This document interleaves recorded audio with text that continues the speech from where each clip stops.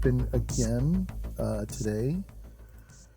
Another busy week. Just numbers, sales, transactions, whatever, all of it. It's We'll go very with high that. this month. Yeah, which is great. It's very good for us. Very good for Yeah. small business. Yep. My name is Eli. I'm one of the co-owners of the Top Shelf Video. And that would make me Jaime, the other co-owner and brother of Eli.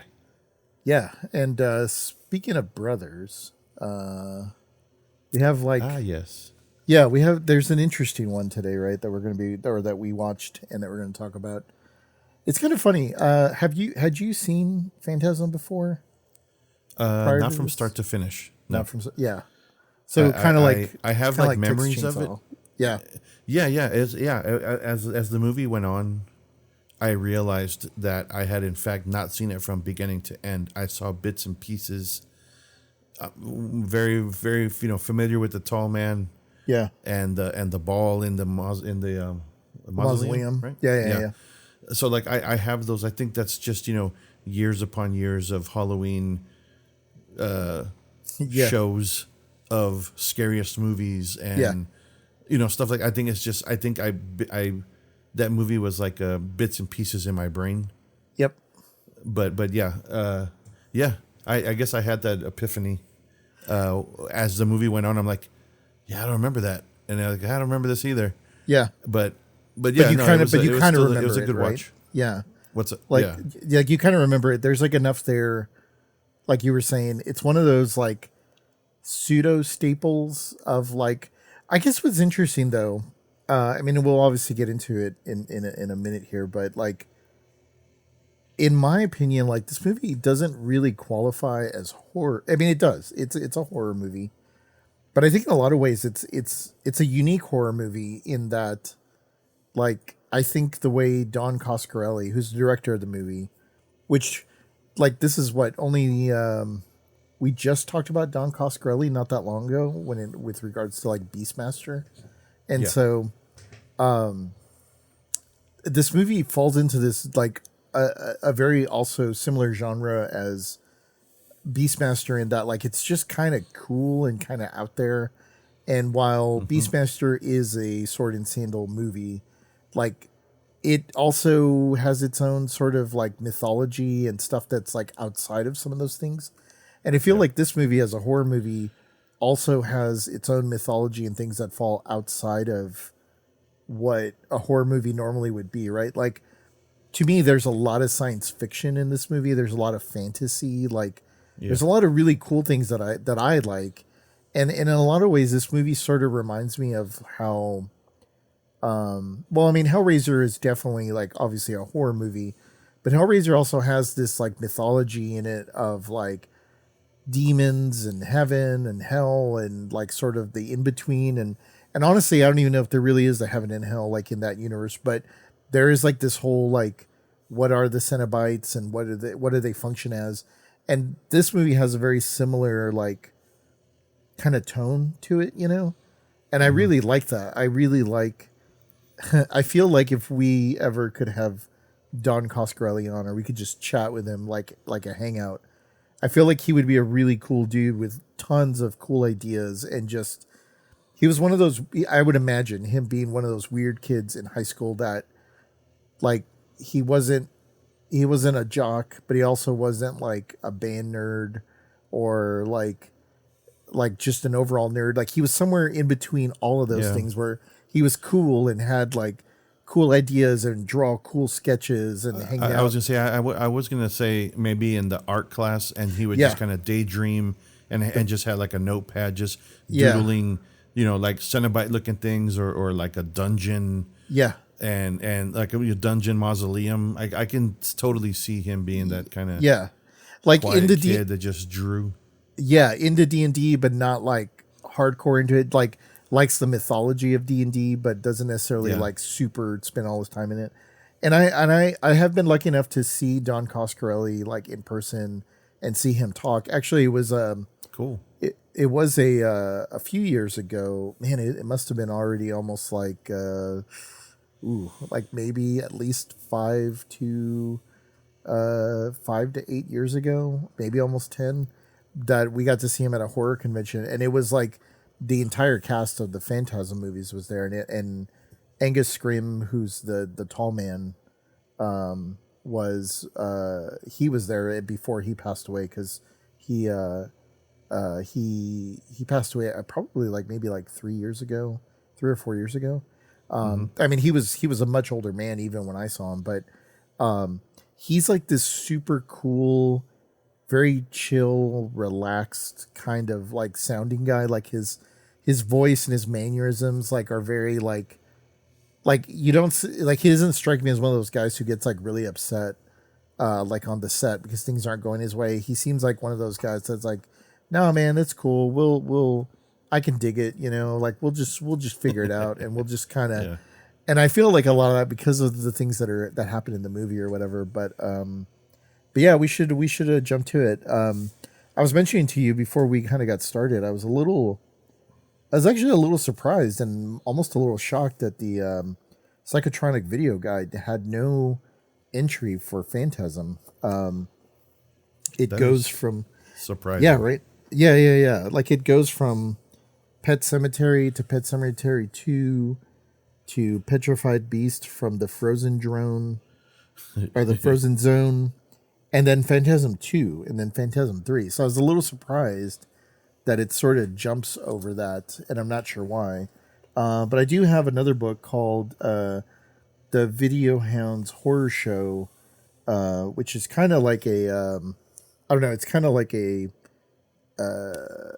I guess it's more like instead of, I mean, it has an entry, but I think maybe it's more like a critique or like a review. Okay. So this does have an entry for Phantasm, so I can take a look at this one. This one reads, the ad calls this one a truly bizarre science fiction horror fantasy, which aligns with everything I just said just a second ago. And for once, they aren't exaggerating. This senseless plot concerns two parentless brothers who discover weird going-ons in the local funeral parlor, including a infamous airborne brain-drilling chrome ball, a mischievous hooded midget in monk's robes, and a tall man, played by Angus Scrim. Creepy, unpredictable nightmare fashioned on a shoestring by young independent producer, writer, director Don A. Coscarelli, contains enough wildly imaginative twists and innovations for a dozen horror movies, but not enough logic for one. The plot and sensibility could have come straight from a Roadrunner cartoon, with about as much attention paid to the laws of physics. Scenes were cut out of the original film to avoid an X rating. Oh, wow. Followed by obligatory sequels. They gave it 3 bones, I guess, out of 5. Yeah. It's a pretty, I would say, pretty accurate description of that's, of the movie. Yeah, it's definitely an interesting one. Yeah, because it I don't know, it's kind of funny in second well, I wouldn't say in second viewing. I've seen this movie quite a few times, but this go around, this was an interesting rewatch because I was kind of trying to look particularly for very specific things that maybe I had never kind of picked up on, because I think for anybody who watches this movie from the very like onset for the first time, it's very confusing because you're kind of expecting one thing and it doesn't follow the classic, 3-act structure, sort of movie. I mean, it kind of does, but it in a very confusing way. And so, I mean, I was expecting a lot more of the bladed ball. It's so in your face on the movie poster. Yeah. And every time this movie's referenced, you see it, the ball just flying around. And I don't know why in my head I was like, I thought there'd be more of that, Yeah. And you're not really in that mausoleum as much as I thought you were. Yeah. And so as I watched the movie, I'm like, well, when did we get to that? Like there's something like I remember shit of this movie, but why is it like Yeah. we Why weren't is in it there taking as so much as I long? thought? Yeah. Yeah. Yeah. It in a lot of ways to me it feels very much like a Hellraiser movie in that like Pinhead is not in Hellraiser for very long. And Right. the puzzle box is not in the movie as much as you think it is.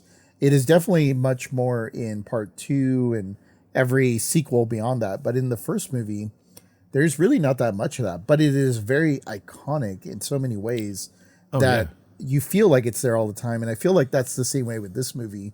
Yeah, absolutely. That it's like, it's very like, hey, what happened, or what the heck's going on, like. But yeah, so it's kind of funny because the movie starts with the main characters, which is like Mike and Mike and Jody, Yeah. who are the two brothers. Mike is the younger and Jody is the older, and their buddy Reggie, who's funny enough is played by Reggie Bannister is his name. This movie feels like, what I love about this movie and what I really love about Don Coscarelli is like he has such a cool style about him that like this movie feels very like as independent of a movie as you would imagine. And I guess it was kind of written here in this like review of like how this is done on a shoestring budget. It kind of shows in the movie, but also the movie has like a really nice production value though that doesn't feel like a low budget movie for 1970. What was it, 72 or 79? Yeah. So Yeah, so like it feels bigger than it probably was. And I think that's like a big credit to him and like the people that he cast. And like even when I've done short films, like we kept it like so short and small that it was like, well, your character's name is just going to be your name because that just makes it easier. easy to remember. Yeah. Yeah, exactly. And if you ask your buddy Reggie Bannister to be in the movie, he's like, I'll just go by Reggie. Like let's just keep it easy because that way everybody knows me and it's kind of cool. And like even like the guy that plays Michael or Mike, his name is Michael, so he just goes by Mike. Yeah. And then Jody is played by Bill Thornbury, which I don't know. Maybe there is like a middle name or something that goes for Jody. Maybe he went by Jody. Yeah. Yeah, and so it has that feel. But what I love about it is like the lighting, the texture. I would imagine because they shot it on film as well. Like it has like a real nice like. It's very well lit. I will say, like it's very well filmed for a very low budget movie. Like there's a lot of aspects of this that like really are impressionable, and I feel like it's not always. I think having a good story is more important than having like a very, very, very polished movie, because like you can have a very polished movie and it can be boring as hell, and you just lose interest, right? And this movie kind of has a little bit of both, even though like maybe it doesn't have the best story, but it has a lot of charm. It has a lot of, I don't know, much like Beastmaster, it has like a great tone that it starts with, the movie starts in a cemetery. Well, actually, even before that, and I don't know, this kind of like fun fact, I don't know if you, did you watch this like on Tubi or one of the free platforms? It was on Amazon Prime, so it was a 4K okay. remastered. Okay, cool. So yeah, the 4K remaster came out maybe it's like a little over than maybe about 10 years ago. And I was like lucky enough to watch. So they showed Phantasm here at the Alamo Draft House, and Don Coscarelli was here, and we watched a 35 millimeter print of it, and it looked really bad, and it was like just kind of like crunchy, and it was real like, I don't know, like you could tell it was like, I think he had mentioned it was like his own personal print that he owned. And so we were watching that, but part of the reasoning,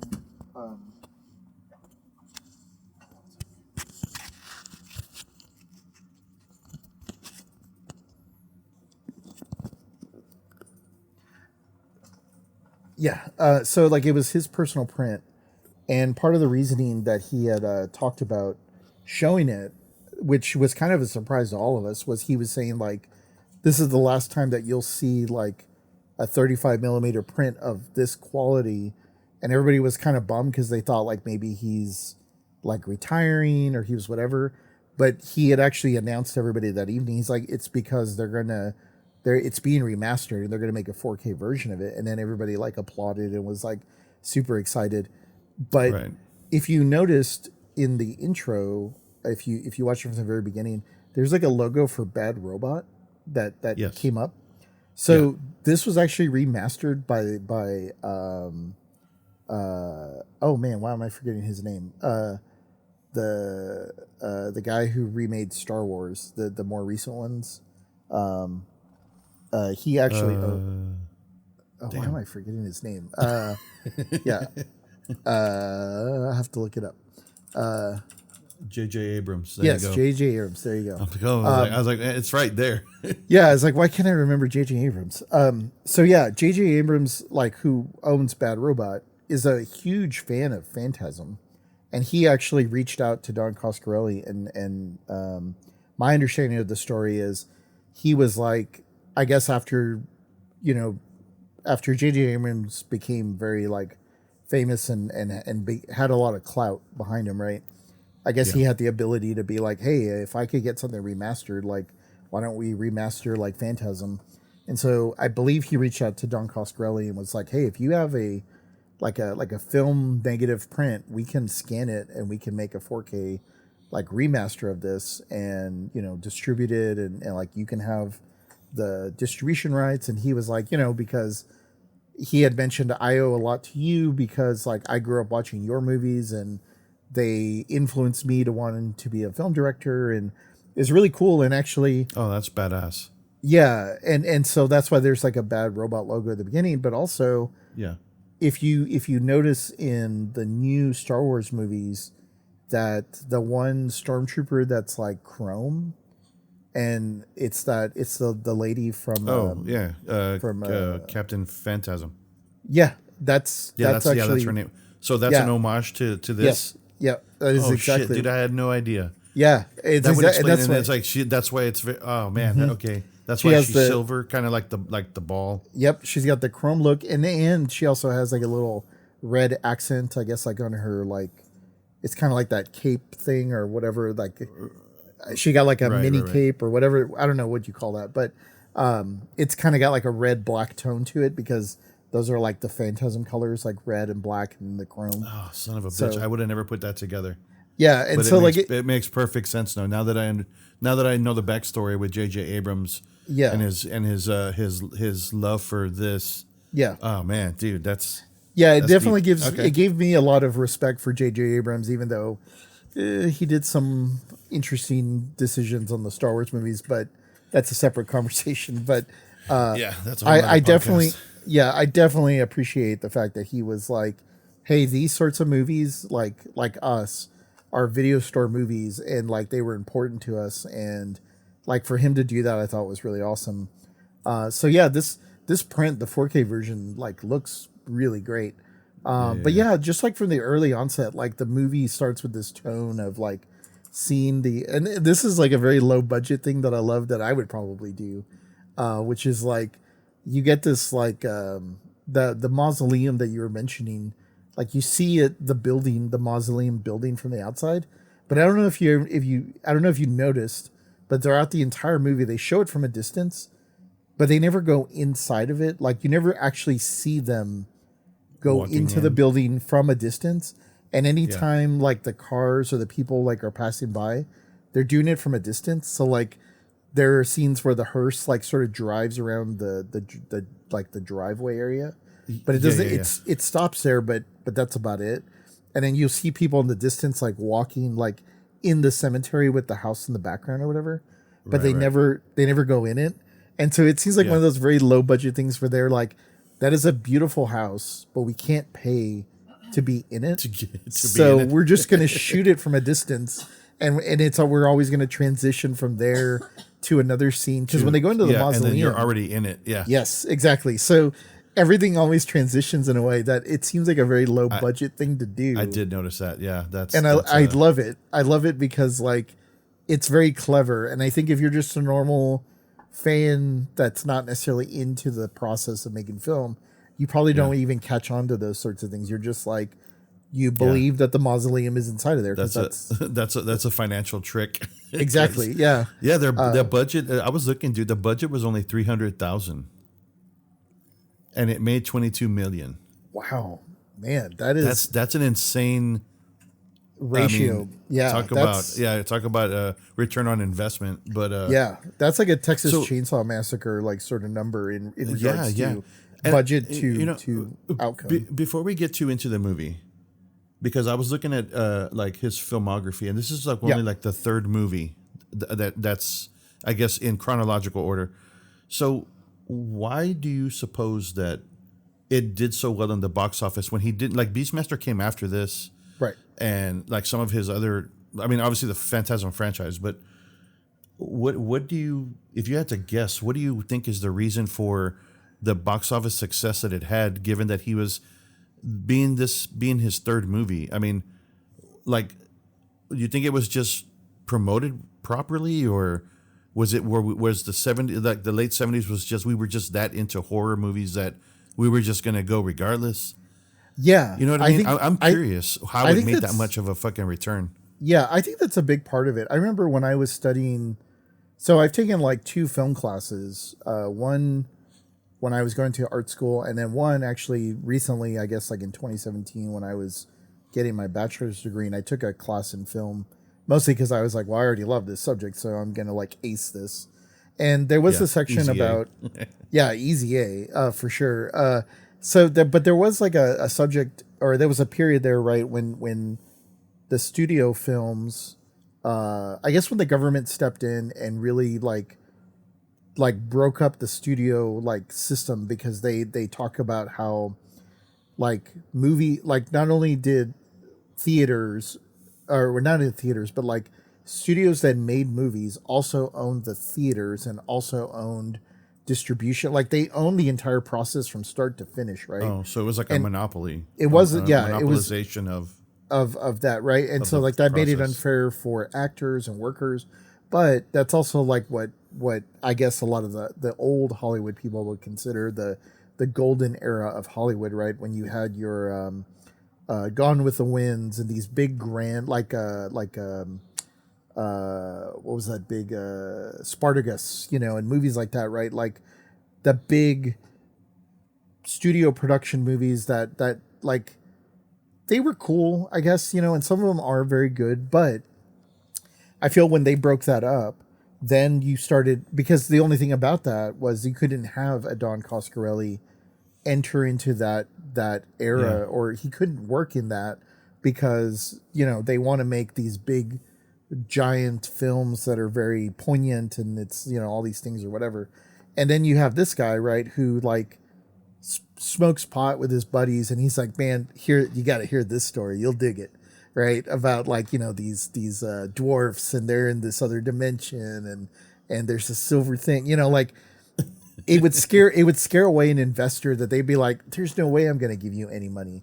But Right. like, I think we as an audience were opened up to this new grindhouse era of movies, right, in the Yeah. late 60s, early 70s, when these movies started coming out, where you had very different people making movies, and they started to pull the interests of fans, like starting from like Easy Rider to, I mean, effectively, like even like movies like Star Wars and like movies like that were technically independent movies, because yes, they were paid for Yeah. by a large studio, but they were like, this isn't what normally we would do, so we're not going to invest highly into it until they started making money, right? And then they were like, Right. oh, now I'll listen to you or whatever, right? And I feel like as an audience, right, there was like a whole subsection of people that really liked this kind of stuff, right? That this became available to them, and they were like, oh wow, like this stuff is now out there. And so I feel like your Phantasms, your Texas Chainsaw Massacres, movies like that. And there were even movies like prior to that, I guess like The Exorcist was even before that, or even though that was probably a big studio film, technically. But I feel like audiences and people like that were definitely like clamoring for this kind of stuff. So I feel like for this film to do as well as it did, I think has more to do with the audience than it does like somebody wanting to invest that. Because I would imagine if it was 300,000, that's probably like him and his family and all these people like putting up their house on a second mortgage and like putting big risk into like the dreams of what somebody wants to do, right? And I think that they probably did not expect a $22 million return, right? They were probably figuring like, well, if we can get our $300,000 back, that would be great. And then anything beyond that we can get our house back from the bank or whatever. Exactly. We can just pay off these mortgages or whatever. And so I feel like, and especially when I was reading and studying a lot of this in film, I think it really is like the you're talking about a post-Vietnam era. You're talking about an era where I think a lot of people just wanted a very different outlet because the world, I mean, much in some ways like now, everybody just kind of wants an outlet, right? And I feel like movies like this, like horror, is a great escape and outlet for these sorts of like wanting to just get away from all this, right? And having something different. And so I really feel like this probably struck a nerve with a lot of people in a good way, right? And probably pissed off a lot of people in the studio system because they're like, this isn't film, because it did so well. Yeah, this isn't art or some shit. Yeah. And it's really funny, right? Like this is very much like how Blumhouse nowadays would make a movie like Paranormal Activity or what was another big one they did, Sinister, or like some of these other big movies that were very small but made a ton of money, and then it really effectively built those studios. And now there's like a whole system of these things now. Yeah. But yeah, no. I mean, I'm kind of glad you asked that because it's I think it also hits on the point of that's what makes the video store really cool, right? And what people love. I love the cover of this like VHS. It's one of my favorites. And I feel like that it has all the right pieces to work in the video store. You know, if you have that poster up and you have that tape on the shelf and you tell people like, oh man, there's a flying chrome ball with chrome ball with blades and a drill. and there's like a creepy dude and like it just, it's got a badass car in it, like it has all the things that are just cool that people like, so I mean, the movie in some ways I feel like is a very straightforward film in that it's about two brothers kind of going on this journey together where like the movie starts with like a funeral and the older brother is taking care of all the things and I guess he's like recently returned because I guess it was the parents that passed away. Well, no. It wasn't the parents. It was a friend of theirs. It was their friend, the one that was murdered in the very beginning in the cemetery. Yeah. Was it Tommy? Tommy was his name. Yeah, that's right. And Tommy's like, Tommy was killed, so he's there for the funeral. But also, it sounds like the parents had recently been deceased as well. Yes. And so Jody has kind of been, or I'm sorry, Mike. Mike is the young one, right? Yeah. So Mike is kind of, he's 13, 14-ish, so he's kind of like on his own. Yeah. But the older brother, Jody, is kind of like, well, I don't really want to, like, it feels like this is why it feels, this is the most 70s movie I've probably seen in a while, because he's like, when he talks to his buddies, he's like, well, I don't want him to be a drag, and he's always following me around, and I mean, and he's like, man, I was like, it was so fucked up initially. I was like, dude, you're the older brother. Their parents are dead. Well, like once that revelation comes out, I'm like, he's being kind of a dick. Yeah. As like, you're supposed to look after your brother. What the fuck? Yeah. And it's just kind of funny because like the language that they use in terms of like, he's like, yeah, man, he's just a drag, like, And Yeah. and so he's talking to Reggie about all of this stuff, and I guess like Mike kind of overhears them saying like, yeah, man, I'm thinking about going out west, and like, maybe I can leave him with like his aunt or some other family or something like that. And so like he Mike is going through this like painful realization that like he may lose his brother, Yeah. and he's already lost Yeah. his Kind of on his parents. own. Yeah. Yeah, Yeah. and so he'd be on his own because he very much has this concern about like, oh no, like we may be separated, and I don't want to be a drag on my brother, and so really this is about the transition of like Jody potentially moving on, but trying to get everything in order. And so I think in some ways he sort of has this feeling that like Mike is going to do whatever he has to do to keep him like there, right? And Right. so like the movie sort of plays on where like Mike is starting to see things and starting to like have these weird premonitions, and I think Jody sort of feels like, hey man, like it's gonna be okay. Like you just kind of like you need to grow up, like these things that you're seeing or these things that you're talking about, like they're not real, and you're kind of just making this stuff up. And so, and I love it because like that leads Mike to go see like a what would we call that? What would we call that woman like in She was like a Spanish? fortune teller. She's like a fortune teller, but like in Spanish, you remember like the name of like there's always like the viejita, like the old woman that Like the wise woman. Just kind of. I don't know yeah, what the word would be. yeah. I mean, it's like bruja, or Oh, I that's forget. rich. Yeah, that's kind of like witch, but like there's like a name. I can't remember. Maybe it'll come to me later. But so that he goes to see this fortune teller, or not even a fortune teller, like more like a I guess you could say like a seer, somebody who like can see into the future, but not really a fortune teller because she didn't really have like the cards or like the crystal ball or anything. She was just more like that's what I was trying to think of the Spanish term. There's like a name for people like that, or whatever. Like But people who have like vision. yeah, they have like the sight or whatever.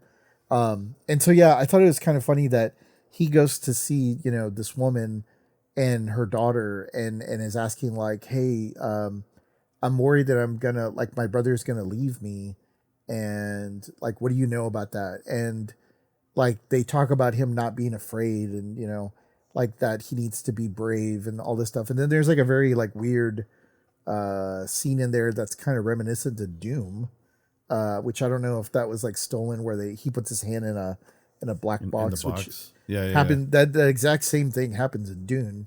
But I kind of again I like the atmosphere and texture of like that whole sequence, because like in retrospect, like he's asking about like his brother leaving, but and maybe I'll circle back around to this at the end. I mean, it's not, we're already kind of going to spoil the whole movie, but I'll circle back to it in the end. But they basically tell him like you need to just not be afraid, and you have to just kind of like watch out for him and look out for him or whatever. And then from there, like the movie just kind of progresses, and we kind of get a little bit more of almost like a backstory of who these guys are. Like we get to learn a little bit more about Reggie, who's their friend, who apparently owns an ice cream company. Like, Yeah. which I think Random. is kind of random, but also like kind of awesome. Like I guess like the entrepreneurship of the 70s is like Reggie's ice cream, and he had like the old timey ice cream machine, or ice cream truck, I guess. Which I mean that truck is kind of badass, actually, to be honest. Yeah. And it's kind of funny because like there's a movie called The Ice Cream Man with Ron Howard's brother. Why can't I remember his name? Uh, I'll remember it later. But there's a movie called The Ice Cream Man, and he looks very much like Reggie in this movie with like the bow tie, and I guess that was kind of the look of the Ice Cream Man back in the day. But yeah, so Mike is really starting to like poke around Jody's business to try to figure out like what he's up to, and doesn't want him to leave. And then that's when he starts like, I guess he starts Mike, that is, starts spying in on the the cemetery and Oh. the mausoleum area and all that stuff. Well, that's because he wasn't allowed to the funeral, but he was there with his motorcycle and with the binoculars, and that's where he spotted I guess the beginning of the weirdness. Right. Is when he notices the tall man just pick up the fucking coffin like it's nothing. Yeah. Because usually you have like 6 to 8 people carrying a coffin, and then this guy with no effort whatsoever, he just kind of picks it up and lifts it up like it's a book bag or some shit and just throws it in the back of the hearse, and you can just see him kind of like, Mike's like, what the fuck? Yeah. Like that's not like, that's not normal. Yeah. And that's when he starts to be like, okay, something's up. That's weird. Yeah, I love that. It's very like that. Yeah, like you said, it's the start of him starting to see weird things and trying to explain that to Mike. And Mike is kind of like, no, dude, like, you're just tripping, like you're freaking out. You need to just kind of let it go. Yeah. And Mike, Jody's just being like an annoyed older brother. He's like, oh man, like, yeah. And Mike is trying to basically gather more evidence to prove that there's something weird about like the tall man. And I love the tall man in this movie. Like Angus Scrimm, as an actor, when I got to see him talk, he's like an old school like English like actor from the theater. Like he did like he would do like Shakespeare and things like that. Like very like from like when I guess when I say theater, not like a movie theater, but like actual like theater in like London and places like that. So he had a very like different sort of training background, but he had such a crazy unique look to him. And I love there's like a sequence where like Mike is following around the tall man and he's walking down the street, or I guess across the street from him. Across the street, yeah. Yeah. And he has this like real weird lumbering walk about him. Like he's obviously, it's almost exaggerated. It is very exaggerated. Yeah. Like it's almost like in that write-up where it talks about it's almost like Roadrunner-ish. That's a very like Roadrunner sort of scene. Like some people, and I think this is what actually like people like us kind of like and appreciate. It's like clearly that guy is like an evil villain of some type because he's walking the way that you would animate somebody in a cartoon because you would want to make them look suspicious in a Scooby-Doo when they pull off the mask and go like, oh, it was the tall man because obviously because he walks weird. But I also thought it was kind of funny because he passes by Reggie's ice cream truck and Reggie's getting out like the ice cream. And it's like, man, how like, is it like 80 below zero in like Reggie's truck? Because like when he opens it, all this like frost comes out and it just looks like a dry ice fucking this cloud mist of frozen whatever is in there. But that was a bit it's a bit much, but it's a bit extreme. I was just like, holy shit, like man, like Reggie's got some really cold ice cream in there or something. But that whole sequence is pretty great. And then like a few other things, I guess I guess like Mike is a bit of one of those nerdy kids who just kind of does everything, and he's working like on Jody's car and sees something suspicious and he's trying to convince Jody, like, hey, I saw something. He's like, man, I didn't see anything. What are you talking about? Which kind of leads up to like we've seen the car up to this point a couple times. But man, I cannot think of too many cars in movies that are as fucking awesome as like the fucking Plymouth like Cuda. Yeah.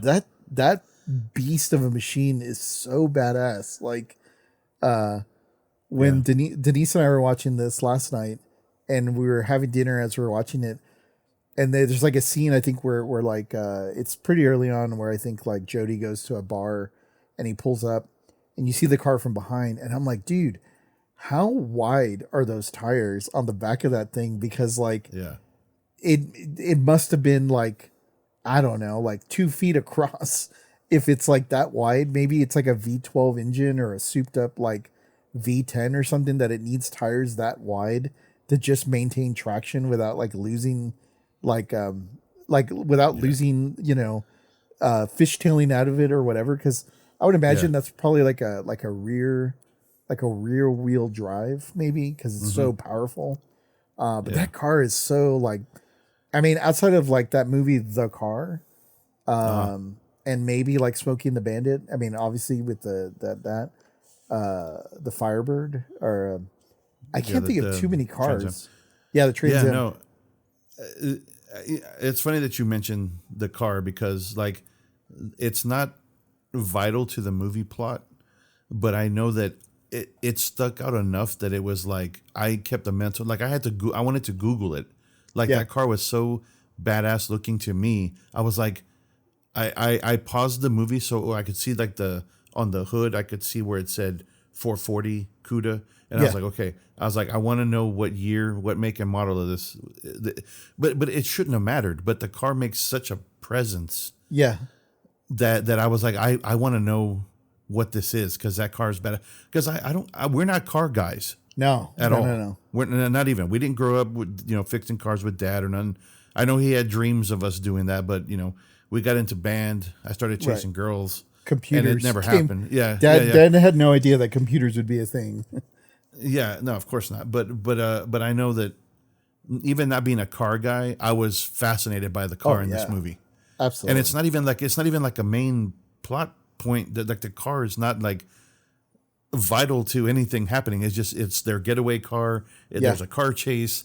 There, you know what I mean? So like it's in the movie, but it's not a major piece. But yet I was just like, man, this fucking car's badass. Like at the end of the movie, I wanted to look it up and see if I could find one. Like, but yeah, no. Anyway, enough about the car. No. I'm glad you said that too, because it almost feels like an extra side character that is just good to look at. I guess like you could say like it in a very like low budget way, right? It's like the extremely hot girlfriend that you got into the movie that doesn't know how to act or anything, just there for eye candy. And they must have been like, hey, I've got a Plymouth Cuda if you guys want to use it for the movie. And they're like, absolutely. Like, if you're willing to loan it to us and we can use it for a couple shots, it just adds like, again, like that. And I guess while we're kind of off rails here for just a moment, like the music in this and I was only thinking this because I like the music in this. Like it fits the weirdness of this movie, but then like this car fits the weirdness of the movie. Like, everything, like, even though I'm sure there were a lot of small budget reasoning for a lot of these things, right? Like Don Coscarelli must have known somebody who had this car and maybe it was like his pot dealer or like somebody that he knew that like could hook him up or whatever. Like, I feel like there's a lot of that in this movie, but it doesn't feel like that because it almost feels like one of those instances where every move they made just seemed like the right move for this movie. And it all seemed to just kind of like fit together. And I love that. Like the music feels much higher level quality than you would imagine for a low budget movie like this. And the same for the camera work, the same for the car, like the outfits, which I'm sure they were just like, oh, this is like what I wear all the time, like, or this or that. Yeah, just bring their wardrobe from home. Yeah, exactly. Like I would imagine maybe the thing that they paid the most for was the usage of like the funeral home and some of these other things, and whatnot. And maybe some of like the visual effects or whatever. So, I think it's like really cool. The car that is like, it's just an additional layer that's just, I don't know, it just works like so well. And I say all that because like, again, there's a couple scenes where you see the car like drive in front of the mausoleum. You never see anybody get out of the car and go in, but it like goes into the driveway or whatever. So, throughout the movie, like Mike is still trying to get more evidence that there's something weird going on. And so he sneaks into the mausoleum, or I guess the funeral home, trying to prove or get some kind of evidence that something weird is going on. And that kind of leads up to, I guess, the first like sort of major scene of the movie, because he's like hiding Mike makes his way in the coffin. Yeah, he's like hiding in the coffin. He kind of makes his way into the mausoleum, and I guess he's kind of checking out things. And then there's like, I guess like maybe a groundskeeper or some sort of caretaker. A caretaker, like, because I would imagine the tall man must be like the what would you call him, is it the mortuarium? Mortician.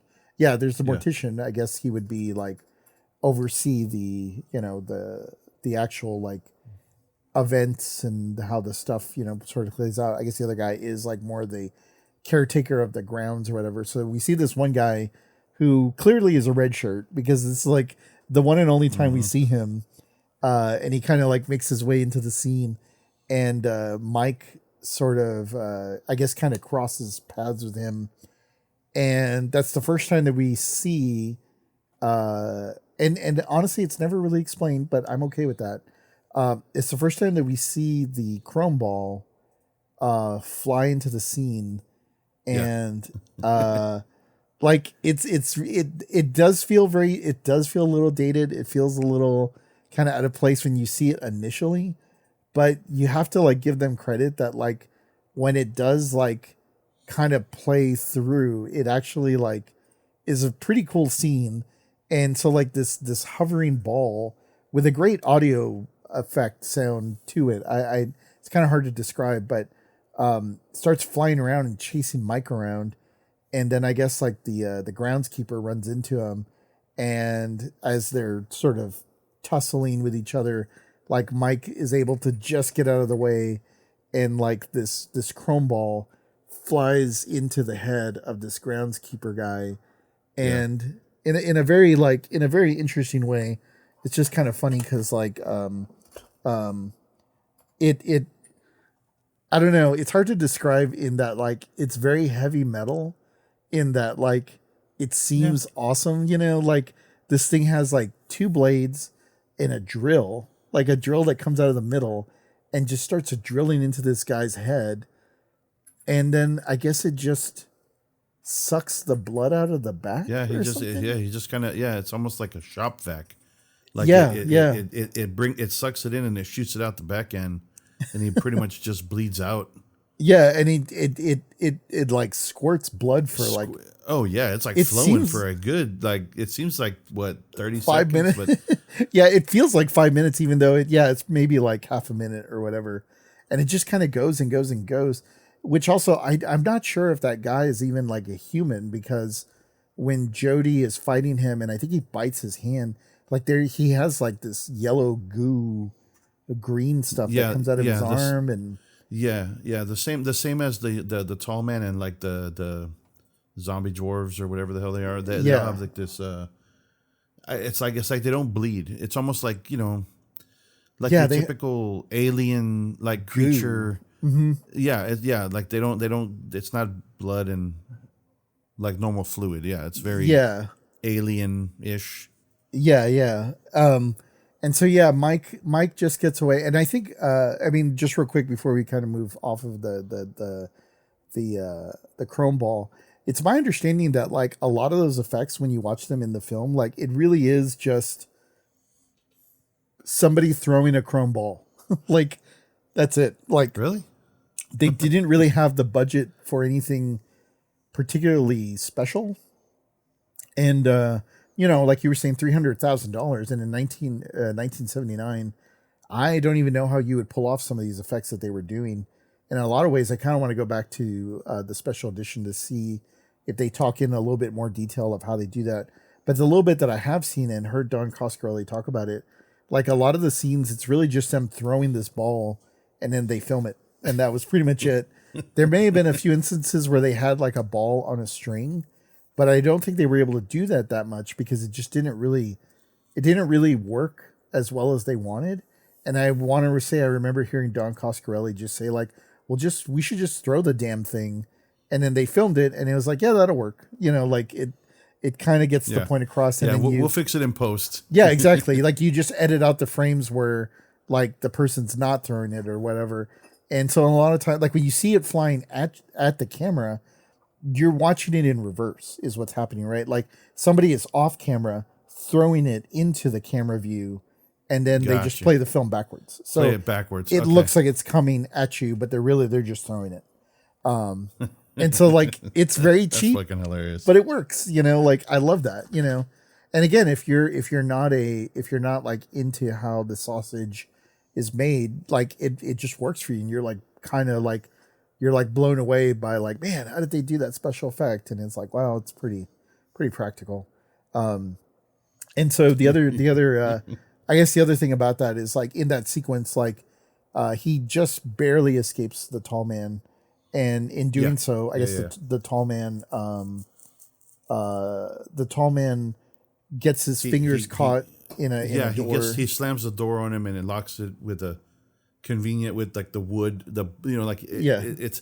it's anyway, a wood metal door. Yeah, it was very weird. Yeah, it was kind of awkward. Yeah, but yeah, he gets his hand caught in there, and Mike has his almost conveniently strapped to his leg. He's got like a knife, a Rambo knife. A Rambo knife. Yeah, and he cuts the fingers off, and then he keeps one. Yeah, but I kind of like that in that like it seems a little out of place, but at the same time, like that's what I like about these characters. Like he's just a very like he can work on a Cuda, and he just carries around a knife with him, and he's pretty smart, about a lot of stuff, like he's a very, I mean, mind you, it was probably like that in the 70s, but I mean, for a 13-year-old, he's drinking beer, working on a car, right, has a motorcycle that he's riding, he's good with firearms. I'm just like, man, it was pretty real well-rounded 13-year-old in the 70s. And maybe we kind of tailed off there as the decades went on. Yeah, we definitely let a lot of people down. But yeah, so he gets the evidence that he's been trying to get this whole time by cutting off the tall man's like fingers, and takes one of them with him. So he's going to show that to Jody to finally like prove to him like, hey, not only did I get this guy's finger, even though that would be weird, but it has like yellow goo and it's still alive. Like his finger is like still moving, and he puts it like in a box. And so like he finally shows it to Jody, and I guess Jody now finally starts to believe that he's like, okay, now something's weird. A gooey finger is like, okay, I believe you. Yeah. And which is really funny because like again, very unexplainable, like sort of, I guess the way that review is written was like, so when he shows this to Jody, he's like, man, I got this finger, and he's like, oh man, that's freaky, and we gotta, what the hell's going on here? And then like when Mike goes to get the finger a second time, the finger turns into like a bug, like a fly. Yeah, it looked like a mutated fly or something. That was fucking weird. I that caught me a little off guard. I was just like, what the fuck? That was very Looney Tune. Like it was just weird. Oh yeah. Didn't make a lot of sense of like, why did it turn to that? They don't really try to explain it because he's got like yellow kind of eyes and he's almost got like teeth and like for a fly thing or whatever. And then of course, conveniently, like Reggie shows up and he's like, hey guys, what's up? Like comes to hang out with the guys. And then like Reggie is like, everything's been cool up to this point. Reggie has no like inkling that there's anything weird kind of going on, but he walks into this one scenario and hears the story from them, and then he's like 100% on board because like that bug tries to attack him. And then he starts freaking out of like, oh man, that is some far out shit, like, and it's really funny because like speaking to the fact that like Mike is a very well-rounded kid, like it's kind of funny when like Jody, being the big brother, is like gives him a gun at this point, gives him a shotgun, and gives him the rules of like guns of like, don't point a gun at a man unless you're gonna use it. Don't point it unless you're gonna use it, and don't use it unless you're gonna kill him. And that's it. That's it. Two rules. Like and it's just like it's really funny like how the tone, like you could see that they're brothers, but it's like that's the first time he acts very brotherly to like Mike. through the entire movie. Because up to that Yeah. point, he was just like, oh man, this kid's a drag. He's always following him around. He's very immature, all this, blah, blah, blah. Then all of a sudden, he's like, you're ready for a gun, like just kind of Yeah. like, we're going to go like full throttle after that. And so, yeah, the movie just kind of moves on with a lot of like really weird moments of like, where they kind of, well, it's funny how much like Reggie gets involved after this. Cause he's like, yeah, man, that is like pretty freaky and far out. And he starts trying to figure out how to puzzle this thing together. And like, it really turns into like an adventure movie. This, like the back half of the movie where they're, I don't know, I guess like they're trying to get more information on what's happening at the mausoleum. Jody goes to the mausoleum to figure out what the heck's going on. He has Reggie. He has Reggie take Mike to these two sisters. Yeah, for protection. He's like, I need you to be safe. I'm going to put you over there, and Reggie's going to take you, and I'll be fine. I'm going to go investigate. And then I know isn't that I think that's where then Mike sees the picture of the tall man in some of that antique stuff. Oh, that's right. Yeah. So then he's like, no, something's not right. Because then the picture does a weird thing where it actually moves and animates. It moves. Yeah. Yeah. And then he's like, nah, fuck this. I need to get back to the house to help Jody. And I guess he also realizes there's a lot going on there. Yeah, I realizes like that the tall man is like super old, because that picture that he was looking at, I think it might be dated, or like it's a very old picture, because I think it's like he's on a horse and a carriage. Yeah, he's like a horse and carriage, still being a mortician. Right, and he looks exactly the same or whatever. Yeah. So yeah, he's definitely kind of freaking out. So he goes back to kind of save Jody, and Jody's kind of in a bad way at the mausoleum.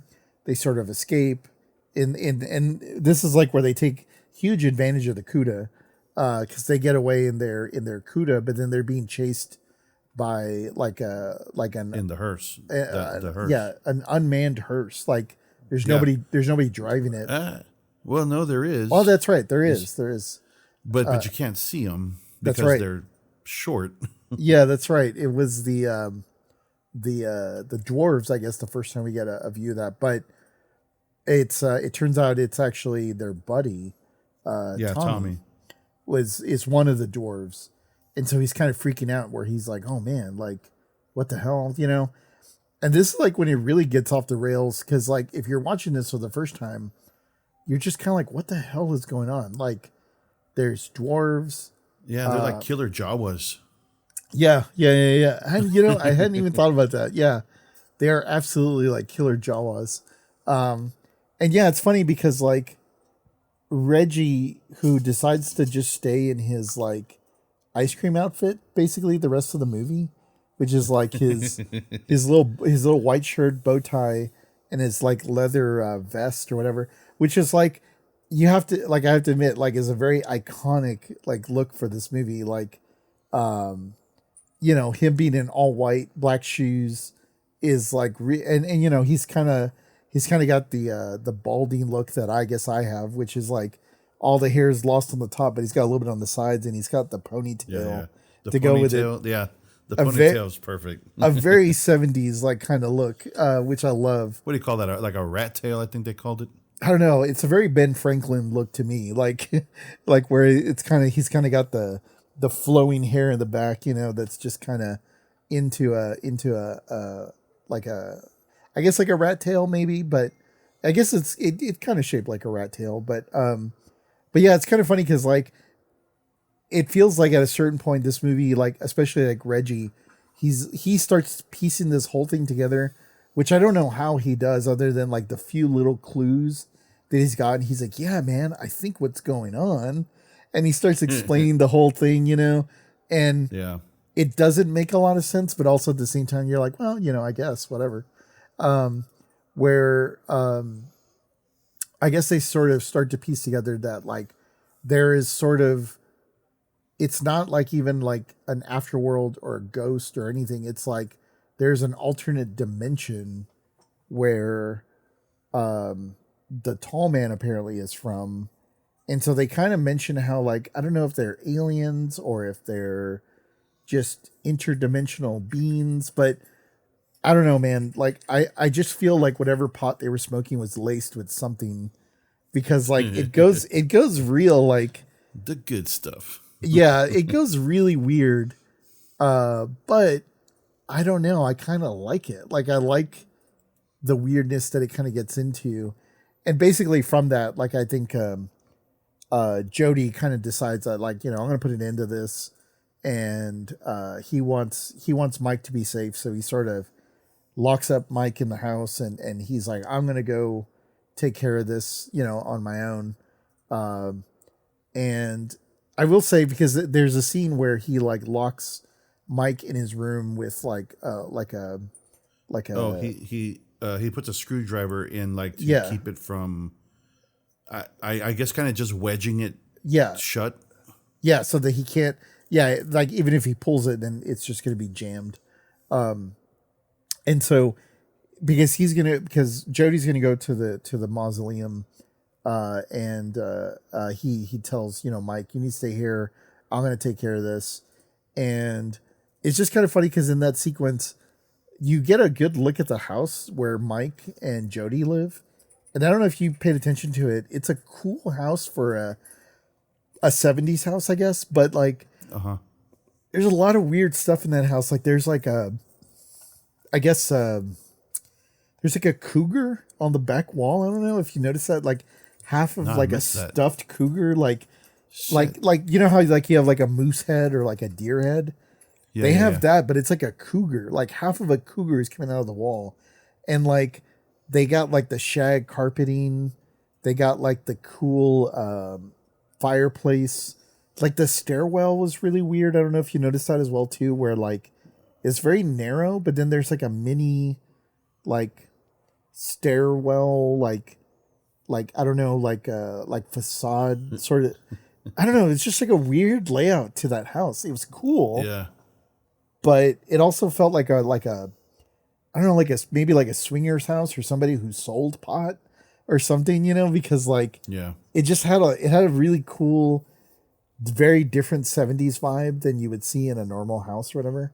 But in any case, like Mike breaks out of the house, or breaks out of his room, and he tries to go save Jody, and then that's when he runs into the tall man.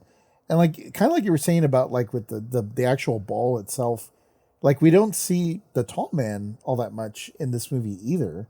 Yeah. He only comes and goes in like pieces, like in small spurts of the movie. And it's great when he runs into him here, because he sort of captures him, Mike and puts him in the hearse. But like, you get a sense of how tall he is, but he also has like those very few lines, where he'll do that boy, or I like when the tall man in the beginning of the movie, he's like, the funeral is about to begin, sir. Just like the very few lines he has, they're very fun and effective, But yeah, so Mike makes his way to the mausoleum to go try to end this thing, and kind of runs into Jody. Or I'm sorry, Jody goes to kind of ends. I mean, Mike ends up there ultimately because shortly after he shows up, he's been caught in the hearse or whatever. Yeah, and which Mike is able to escape, and somehow is able to throw off the hearse, where it blows up with the tall man in it as he's trying to escape. And Jody finds out. Yeah, that's right.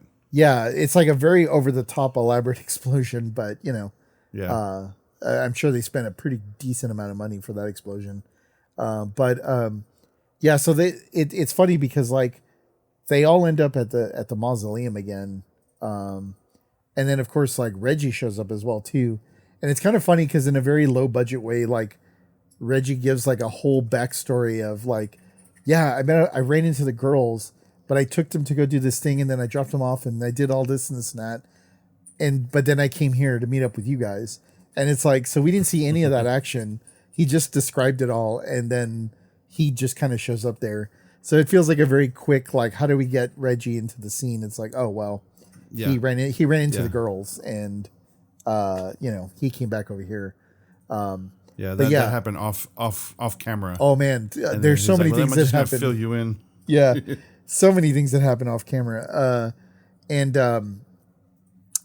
actually the first time also that Jody goes to see where his parents are buried, or I guess like the casket where they are there, and the bodies are missing of the parents, and so he's kind of like devastated, and then Mike also realizes that the bodies are missing. I think Mike's the one that kind of starts freaking out a little more, because I think he starts thinking that they're also now, like the tall man took them and they're somewhere right as killer dwarves now, like, because they had already seen that with Tommy, so now it kind of starts fucking with his head. And I guess like maybe the assumption or something that's kind of being made, and again I don't really fully understand, but like they eventually find this white room where there's all these canisters that have, I assume, more dwarves. Well, they're more dwarves, but it's almost like because they're made from the bodies of the people from the mausoleum, so that all the caskets are probably empty. They've been converted to like the dwarves, and then there's like this interdimensional realm that they can like a portal that they can kind of go into.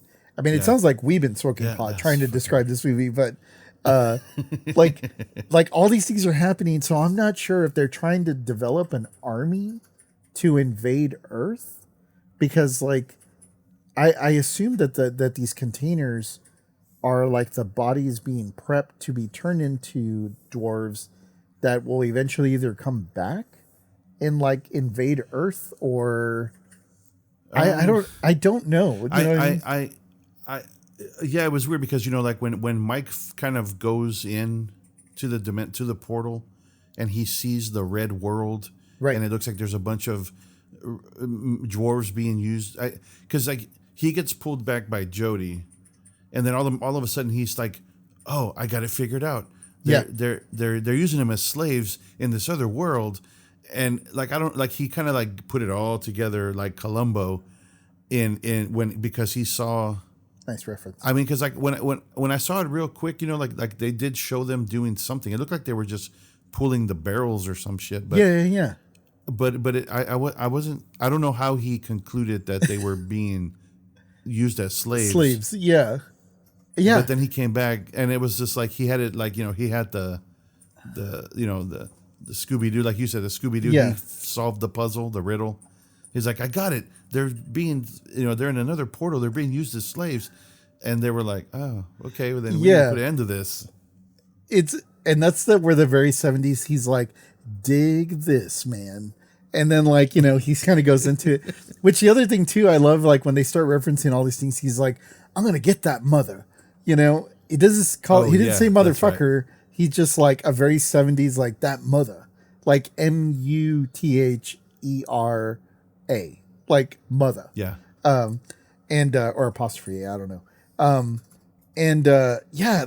Like you were saying, he sort of explains it but doesn't explain it, and then it's like I don't get it. Like, which I guess kind of is one of these movies where it's like, as it sort of builds up to the end, you just kind of go with it, but you also don't know what you're going with. Like, like. The portal is sort of collapsing in on itself, and like clearly they have disrupted what I guess the plans of the dwarves and the tall man were, and like Reggie kind of disrupts the like the portal, because I guess he realizes from him playing music, he's like, oh, it's like which actually I do kind of like. I think it's a cool concept of like, these two metal chrome poles are like they're tuned in a way that I guess like fractures like time and space and opens a portal, which I think is it's a cool concept, because Yeah, right. Yeah, I was trying to piece it together. Like he has like that quick flashback of when he had the tuning fork on the guitar. Right. So then I guess he figures, he has to, because then he touches them both. I think he basically stops them from vibrating. Right. That's opening the portal, because that's what he did with the tuning fork. He kind of like, touched it. Yeah. He touched them and it stopped the vibrating. Right. So then I guess he stopped the vibrating of the two large poles, which basically, I guess essentially is it kind of like broke. Yeah, it broke the portal, or like everybody who's attached to the portal started freaking out, and the portal starts collapsing in on itself, and then unfortunately, like Reggie gets stabbed, and he gets killed, and you're like, oh man, like this is like it's all kind of falling apart, and it kind of leads up to I guess like Jody kind of sacrifices himself, I guess, to save Mike, or at least that's kind of how it starts to play out as the tall man sort of approaches, and like it's all like leading to this climax that you're trying to figure out what's going to happen, and then in a very like, I don't know, this was pre Dallas, so maybe they did this before Dallas, where it was like this. It all leads up to like this moment where you're trying to like, oh no, this movie's all headed to this one moment. And then you realize like, oh wait, this is all just a dream. Like Jody or Mike was dreaming all this, like, and he's now hanging out with Reggie, and Reggie's like consoling him, because he's like, yeah man, I'm sorry that like Jody died. Yeah, and it's been a week. Yeah, and so like car accident. He was in a car accident, and it's almost like instead of Tommy, like everything that happened to Tommy, I guess maybe we had actually happened to Jody, and so this whole time maybe we were like this is it's a weird ending, only in that in rewatching it I was thinking like maybe. And I don't know, like this is one of those things where I don't know if Don Coscarelli will go into full explanation. I think he's very much the kind of director. He's like, no, I like people to interpret what they think the movie is. But it almost feels like the movie is a journey of Mike trying to come to terms with the fact that he loses his brother. And he comes up with this very fantastical, like, adventure in his mind that his brother died in this more heroic way. Yeah. Right? Like, and that's why he goes to see the seer in the beginning of like, he's afraid that he's going to lose Jody, but not because he's going to move away, but that because he's going to die. And so it almost does feel like it's a fairy tale story of this kid dealing with like the trauma of his brother dying in a car accident. Yeah. Because it all sort of crashes at the end when you're like, oh, wait a minute, what? Like, so none of that happened? Like, what? I feel like I wonder if that's why he's working on the car a lot of the times. Yeah, right? Like, because it means... Like that's why, without realizing... I guess now that we're saying that, because at the end when Reggie tells him his brother died in a car crash, subliminally, that car is a character in the story, in the fantasy, that the dream or nightmare that he's having, right? Because Jody died in a car crash, so that's why the Cuda is so like predominantly there. Right. You know what I mean? Yeah. I hadn't even pieced that together till just now. That was that's what I was thinking about last night when I was watching it, because I was like, maybe that makes more sense than anything else, because like Reggie's sort of consoling him, and like they show a flashback of like Mike at the gravestone, and he has a picture of Jody with the guitar. So clearly like all these things have happened and he's devastated because of it. And, you know, Reggie's like, you know what, man, maybe we just need to get out of town, you know, like maybe we just need a break, you know, like we just got to get out of here and change the scenery and all that stuff. And so like, it's kind of like I felt very like robbed in some ways because it felt like the J.R. Ewing thing from Dallas, where it's like, wait a minute, what?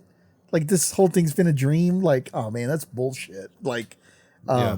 Like I wanted it to be real, but Right. I think what actually ties it all together, and the reason why I think this is because Reggie tells him all this stuff, and he's like, "Yeah, go get your stuff. Let's just get out of here tonight.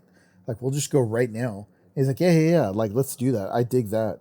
And so, like, he goes upstairs. He starts packing his bag. He grabs this picture of Jody, and then he closes the door to like I guess his closet, which has like a mirror. And the tall man is tall man's there. Yeah. Yeah. And then he pulls him to the window. Yeah, or to the glass. And then so then I was left like, okay, it was a dream, but then did this really happen? But see, I think that's why I think it was a dream, because then him being there at the end is like, it was a dream, but this guy is also real. So like there is something at play here.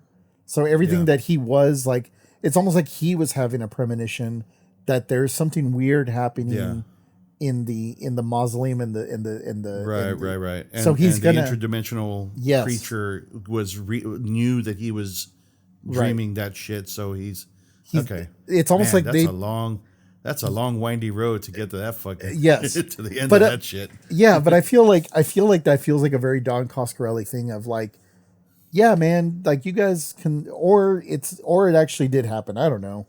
Like whatever. You guys, you guys do whatever you want, like, and I don't know, like, I think that's what makes this movie very polarizing, because people are like, I fucking hate this movie because it doesn't make any sense. What is the point if it's all a dream? Blah, blah, blah, blah, blah, blah. And then you have people like me that are like, I thought this was a lot of fun, because any good adventure, any good story like this, it's about the journey. It's not about like being told exactly what it's supposed to be, right? And I like the weirdness of Don Coscarelli. I'd like the weirdness of all of this, that you can kind of make up your own things, and there's enough underlying structure that it makes enough sense. But yes, you can make up your own things, and you can kind of whatever. And on top of that, all the layers of all the cool stuff with the music, and like the car and the weapons, and like the tall man, and I mean even the woman in lavender, like, for that time period, I'm sure it was like, oh man, yeah, that fucked me up too. I was like, what? But it had to happen the second time, because in the beginning, right, you just see, we don't realize it's Tommy at the time. It's just the movie starts with a couple screwing around in the cemetery, about to get down and dirty, and then it's like she stabs him out of nowhere. And I was like, okay, all right. I mean, I'm expecting a horror movie, so that's, we're on par for the course. And then it's a real quick flash of the tall man. I was like, what the fuck was that? Yeah. And then it just kind of, then it just goes into the next day, the funeral scene. So then I was like, okay, I'm sure I'm obviously there's something to that, but I was left like already in the beginning, in the first like 5-10 minutes or whatever. I was just like, what the fuck was that? Yeah, because I don't remember that, and then I realized later that he can kind of morph or whatever. Yeah, and I didn't realize until later that that was the same. So basically, the lady, the lavender, was it the lady in lavender? Lady in lavender, yeah. So I didn't realize until a little bit later on that that's who Jody was picking up at the bar and took to the cemetery, right? So so like once I was like, oh wait a minute, because then she shows up again later when when Mike's running through, he has the knife and he's running through the trees to get back from the mausoleum, and it started. It's like the pieces started, the puzzle started kind of getting put. It took a minute. But, but yeah, like you said, it was fun.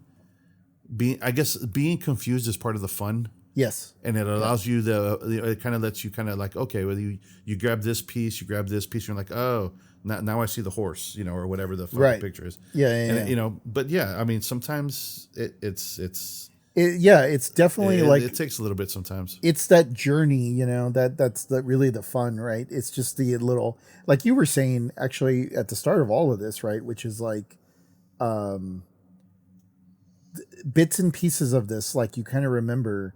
And I feel like that's what makes this movie like very memorable is like you remember the outfit that like Reggie is wearing. You remember like the weird walk and the tall man and the way, he does the boy, which I'm so lucky. I have a video of him actually doing that in person, the tall man. And I think that was the last time he was at a convention or whatever. I think he passed away the year after or this 1 or 2 years after that. And right. I'll have to post that video because I know I still have it somewhere. But like he does that and everybody like fucking is like, yeah, like it's really funny because like I don't also remember exactly when I saw this. I do remember seeing it somewhat young because the tall man did kind of creep me out a little bit. Oh yeah, like, for sure. He's very much like a very he's an underutilized or referenced evil character. I think like when you have your Jason and Freddy's, that are obviously at the top of Mount Rushmore, and then you have like Leatherface and Pinhead, but the tall man has a very distinct look about him that I like him because he has no makeup or has like there's nothing on him other than it's just him, Yeah. But he has such a very unique look about him that that's what makes him kind of scary is like you just didn't see tall people like that, And I think I love when movies have people that have unique features about them and we just like admire them for what they are, like kind of like I don't remember, I think maybe it's like John Wick 3 where that one guy, the basketball player, what's his name, like Boban or something, like he's like I think he's like 7'6" or something, and he fights John Wick in I think like maybe the third one or something. And it just looks outrageous that the 7'6" tall guy is fighting like Keanu Reeves, who's like probably like maybe like 6 foot tall or 6'1", but they look like it looks like a dwarf and a giant.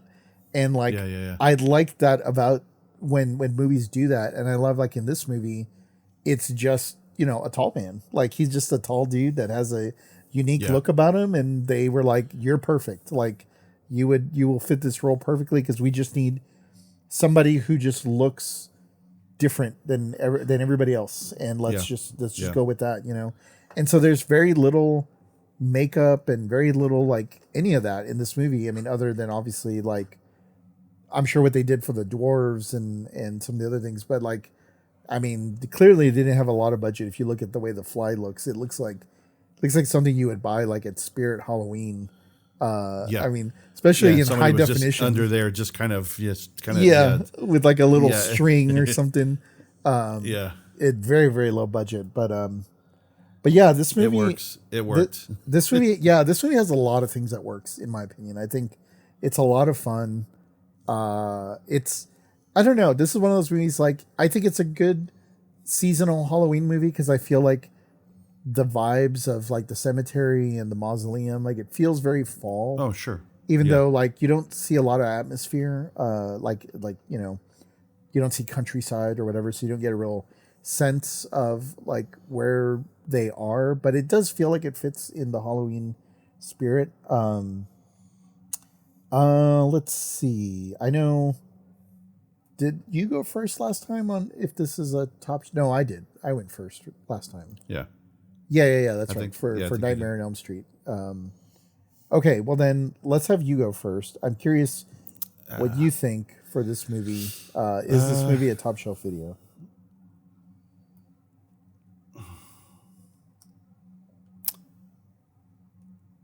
I'm gonna say no. Okay. Yeah, I mean, I liked it. But and I guess I think the chrome ball is iconic and all, but well, man, I mean, damn, I hadn't given it any thought because I knew we were just going to record. So yeah, but I mean, well, it's all over the place. I don't know. I'm very much on the fence on this one because I want to say top shelf, but I. Well, let me try to convince you one way or another. So I also do not think it's a top shelf video, but I do feel like this may warrant a discussion about a top shelf video selects, because I really admire the craftsmanship of this movie. Like, this movie has a lot of things, like I was saying, like, one of the things that, like, the big standout for me is the music. I love the music of this. Like, it's very dreamy. It's very, like, it fits the movie. It, like I mentioned earlier, it feels way more higher production value than you would expect for a movie like this. And I feel like it's very intentional and fits this science fiction-y sort of weirdness about it. I really like the way this movie is filmed. Like, the lighting is very well done for a movie like this. And I think this is one of the few times where an upgrade of a 4K restoration of this movie, like, actually does this movie a lot of service, like, in a good way. Right. Except for the fly scene. Because when there's no format that's going to fix that. No, I think like this just highlighted how goofy that ended up looking. But like in a lot of the dark scenes or scenes where like there's very intentional lighting and there's very intentional like intent for creepiness, I like that, and it shows really well in 4K. And even so much so, like in the scenes in the mausoleum when like and this is why I think it kind of creeped me out a little bit, or I would say why the tall man kind of creeped me out is like the scenes where the tall man is chasing Mike inside of the mausoleum. Like for some reason, the way the camera kind of moves in a jerky way and the way that those scenes happen, like that kind of creeped me out as a younger person. And I don't know why. It's like this idea of a tall man chasing you, that he's going to catch you because his arms are so long and he could just stretch out and he would get you. Like there was more of a boogeyman feel than for some reason, like something like Freddy Krueger chasing me. Like the idea of a tall man chasing me kind of just would creep me out. But I liked the way that was filmed and the way that it worked. And I don't know, as bizarre and as weird as like the story and all the elements are, I actually like this from a talking standpoint of what do you think this movie is? Like, what do you think is kind of going on? Like, what do you think the dwarfs were up to? What do you think the interdimensional thing was? It does. Okay. Yeah. I see that. I see that. It definitely opens up to people. Like if you're with your group of friends after watching this, you're going to talk about it. Yes. Because you're going to be like, because you'll try to like talk about the portal or the wormhole, whatever the hell. Try to understand what the dwarves, like how were they, like what was the point of the chrome ball? Yeah, exactly. Is it a weapon, or is it like a spaceship? Is it a tank in their world? Like there's no explanation of any of that stuff, especially the chrome ball. For as cool as it is, it's like I have no idea like what the purpose of that was, but it's a good conversational piece, right? In that sense of like, oh man, if you like this weird movie or you like this, you would probably dig, Phantasm, because I think you got to be the kind of person who's very open to the idea of just watching something and then enjoying the ride, like I was saying.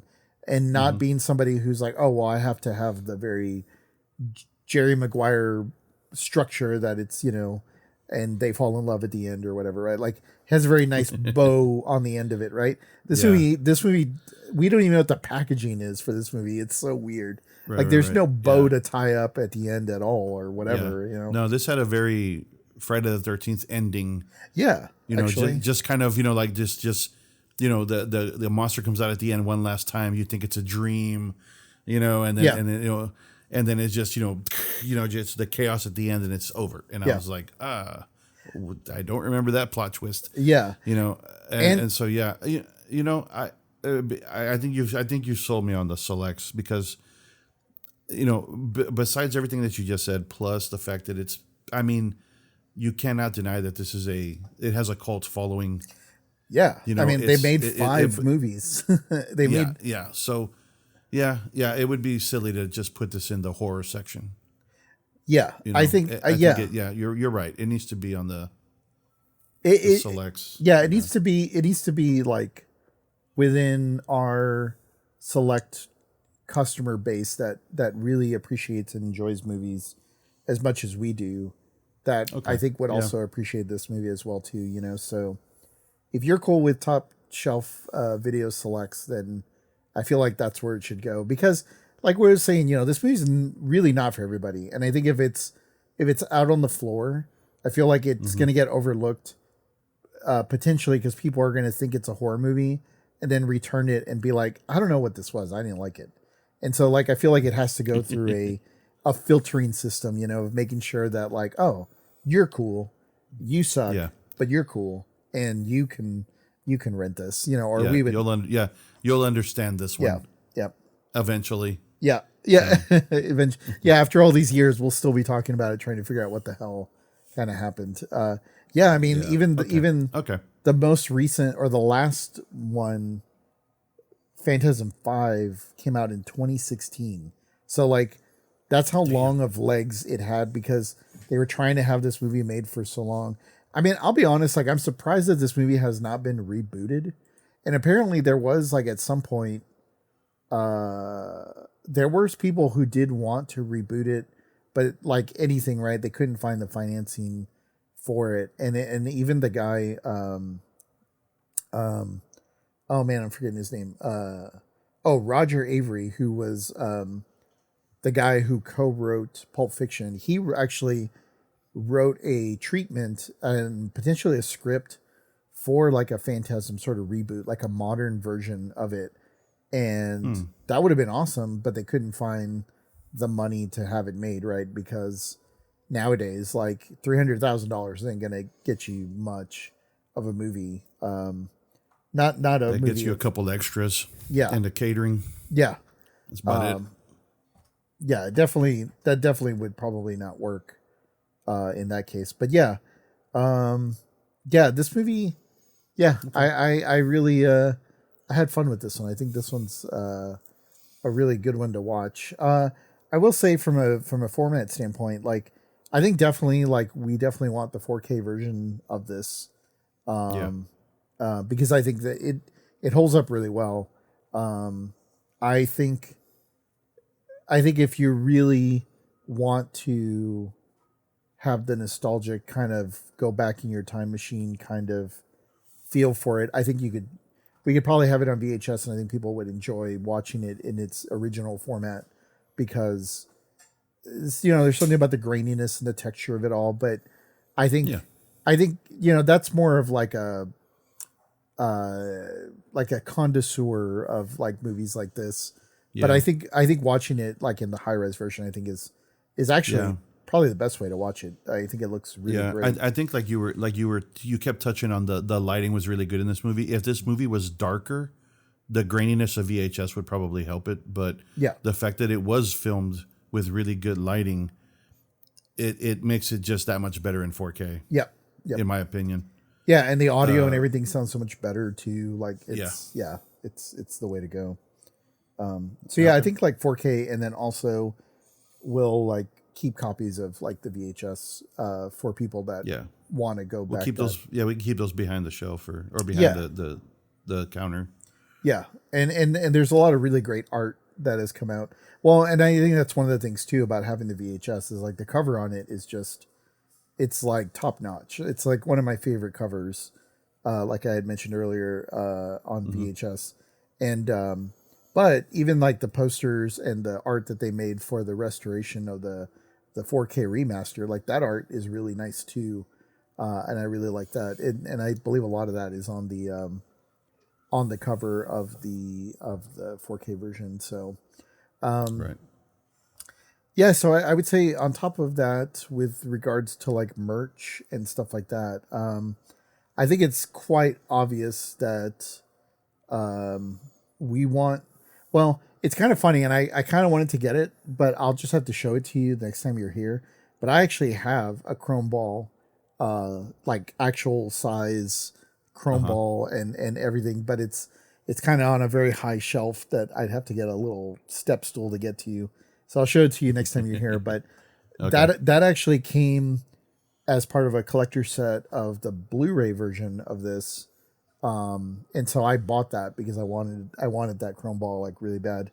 Yeah. So we definitely have to have the chrome ball like collector version.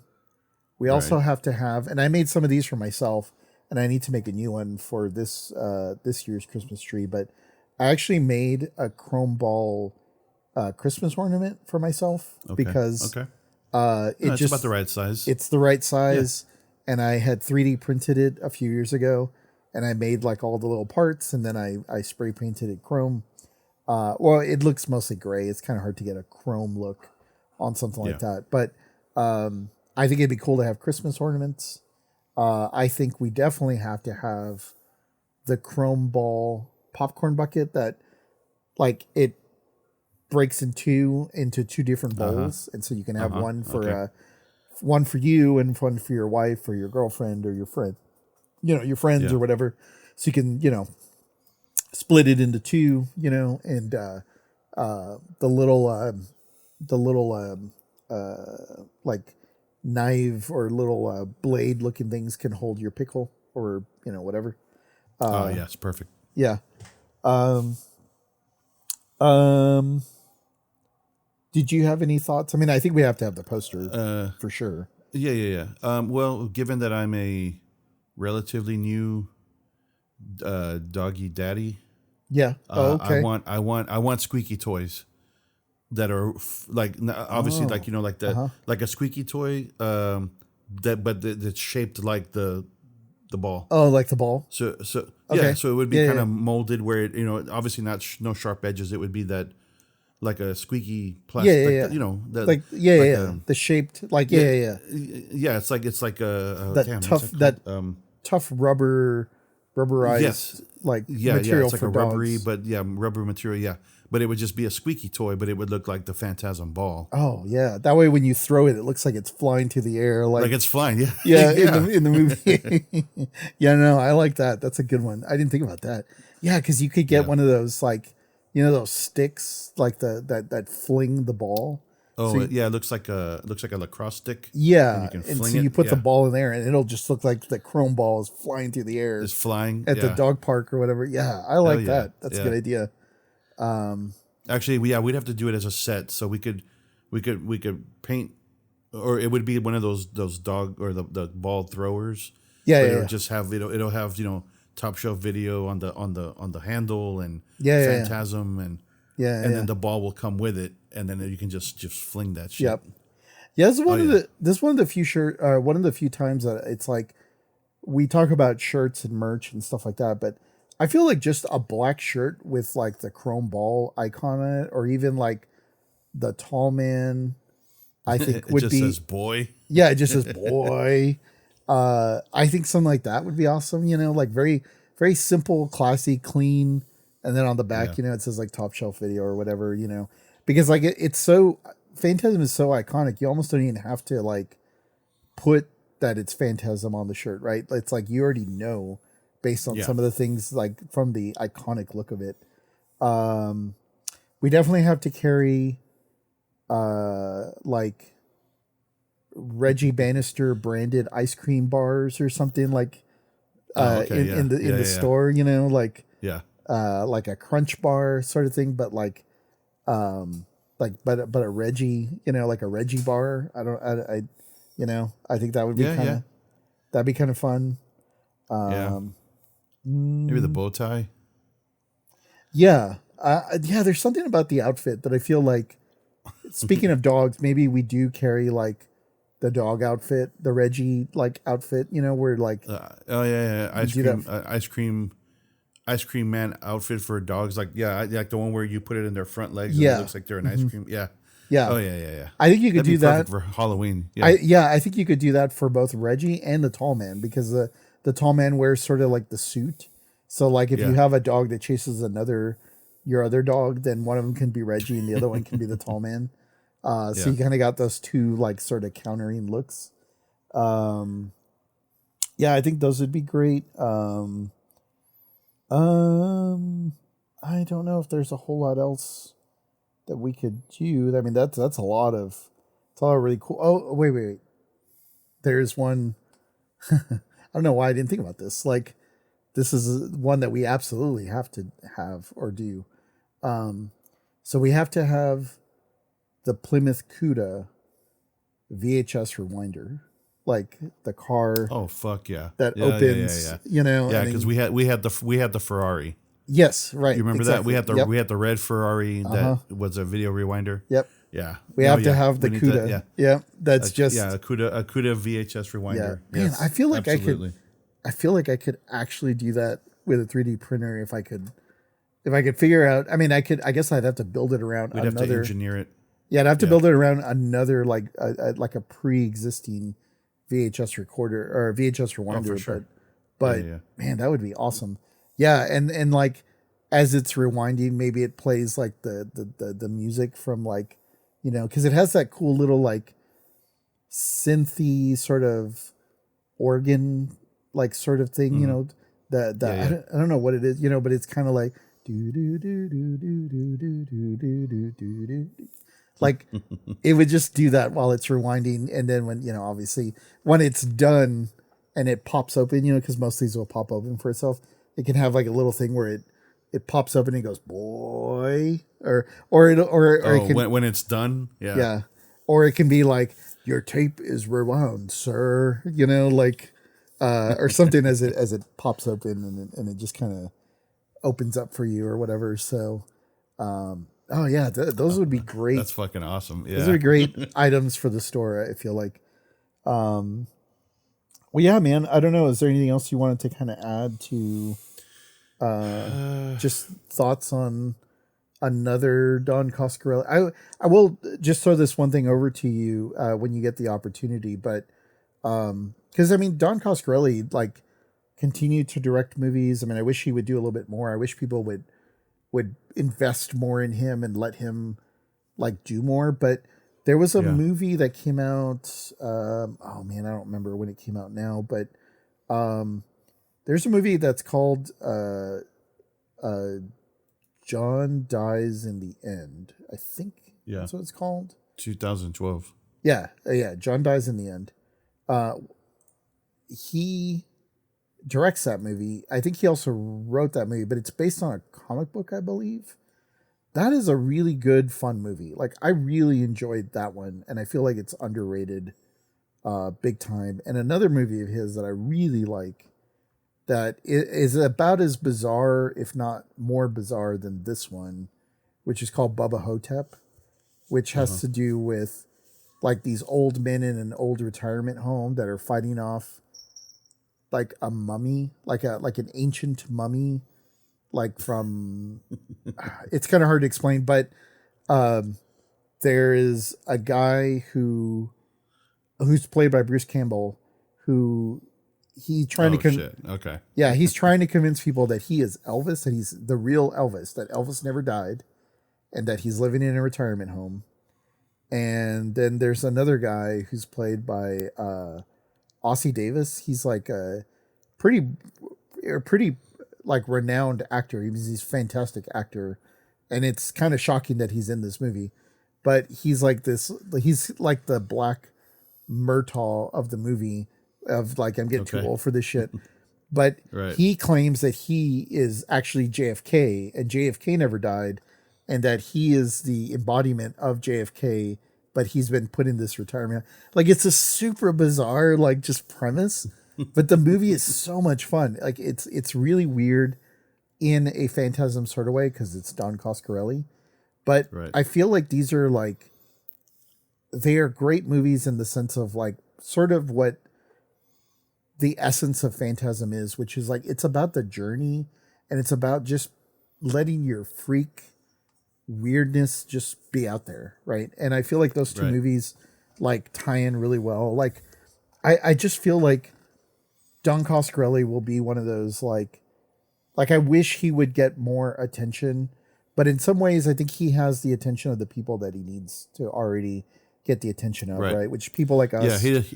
Maybe you don't want him to be mainstream. You want him to stay stay kind of close, keep him close to the chest, as they say. Yeah, The people that appreciate him know who he is. Yeah, so. Like I wish he would make the money that he deserves, and I'm sure he would like that too.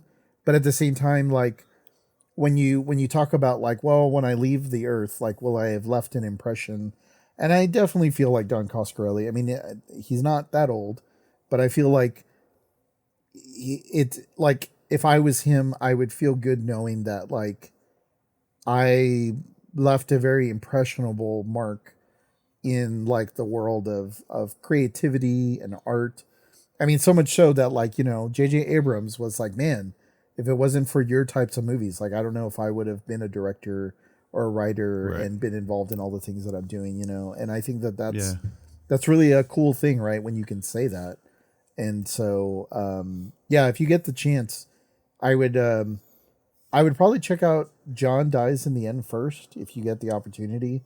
And then you really have to like, not saying that Bubba Hotep is a bad movie, but you really have to like be in the mood for just being as open as you are about Phantasm as you are about a movie like Bubba Hotep, because like for most people it's going to be like, what the hell? Like I want more of the straight line 3-act movie. Like I need more things explained to me because I don't have to think. And this movie is just kind of all over the place, but I think it's great. Like I think it's so much fun. So yeah, hopefully, interesting. Hopefully we'll have Don Coscarelli come in as a video store customer, and he can tell us about some of his movies and some of his thought process behind some of these things. Because, you know, between Beastmaster and Phantasm, these are like super fun movies that are just, they're fun to talk about. They're fun to watch. Like, I don't know what else to say about the guy other than like, seems like a groovy dude, you know? So. Yeah. Interesting. Okay. Well, yeah. I'll add those to my to-do list. Yeah. I'll add them to my my letter. Was it letterbox? Yeah. Yeah, absolutely. So. Well, I guess if anybody feels or has any similar thoughts on Don Coscarelli or has any insight into how to get a hold of Don Coscarelli, I guess you can email us at topshelfvideo podcast@gmail.com. We'd always love the feedback. We'd love to hear if you guys have any thoughts on what the hell the point of Phantasm was, or what the plans of the dwarves, the interdimensional dwarves, and all the gang were really up to. If maybe it was really just a Scooby, you know, sort of story, you know, and it was old man something or other, you know, you know, kind of doing the villainous things. But yeah, shoot us an email, drop us feedback, comments on wherever you get your podcast. I guess Spotify, Apple, you know, Podbean, YouTube. Yeah, YouTube is a good place to leave comments. Yeah.